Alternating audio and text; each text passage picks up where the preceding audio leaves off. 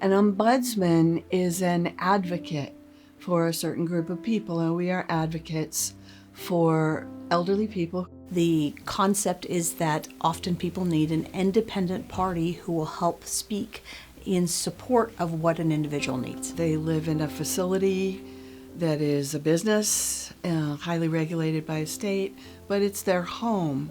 So they may have issues around their care. There are paid caregivers who are working there. They may feel that something was abusive, and in their view, it was abusive. And so they can maybe not feel comfortable talking with the facility about that, but they can call the ombudsman, and we can help them to navigate their way into finding a way to address that.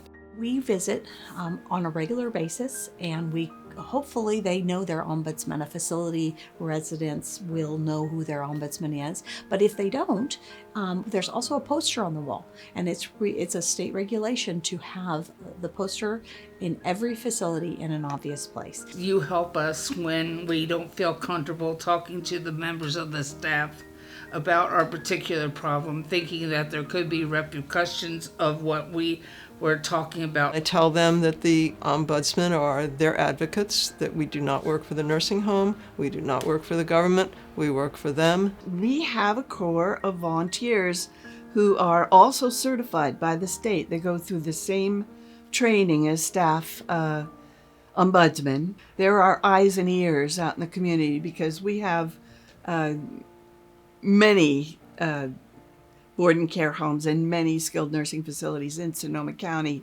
In every facility that you have, residents have the right to form a resident council.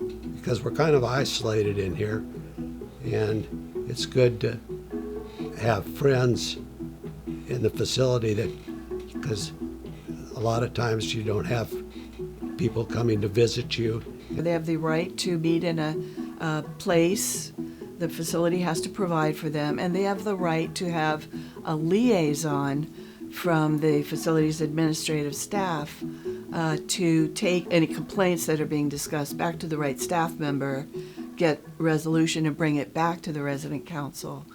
Because this is a community of people. Neglect is a big issue.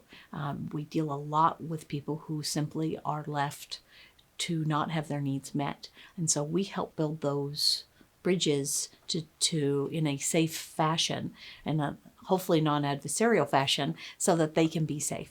There are physical abuse related to care or other types. There's financial abuse. Sometimes there's sexual abuse. And it's not always abuse. Sometimes there are questions regarding regulations.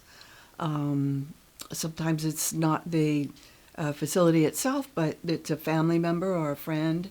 There are all kinds of issues. We help them navigate the services that are available where they're living, but also out in the community. We get their consent. We let them know that their complaint is confidential unless they give us permission to follow up with anybody at all, with the facility staff. And we find out what it is that they want help with. It's not always what you think it is. Every person is different and unique in their needs, and so maybe this time we need to be the person who just listens. The number one thing you have to be is a good listener. They may just find that they have an ally and they feel more confident talking with the person directly. The empowerment aspect of us creating a relationship with that resident is a big part of what we do.